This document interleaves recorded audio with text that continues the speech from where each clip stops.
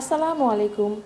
দাঁত ওঠার সময়টা কিন্তু বাচ্চার জন্য খুবই ডিসকমফোর্ট এবং পেইনফুলও। বাচ্চা খুবই ইরিটেট থাকে, বাচ্চাকে ওকে কামড়াতে চায়, বাচ্চা মাড়ি শিরশির করে, কিন্তু সে তো বলতে পারছে না। আপনি কি করবেন? বাচ্চাকে ঠান্ডা টিদিং রিং পাওয়া যায় অথবা ঠান্ডা চামচ, ফ্রিজিং করে না, মানে ডিপ ফ্রিজে রেখে না, নর্মাল ফ্রিজে রেখে ঠান্ডা করে দিবেন মাড়িতে, সে আরাম পাবে। আপনি তার একটা শুকনা কাপড় ভিজিয়ে, ঠান্ডা পানিতে ভিজিয়ে আঙ্গুলে পেঁচিয়ে মাড়িতে রাব করে দিতে পারেন, বাচ্চা আরাম পাবে।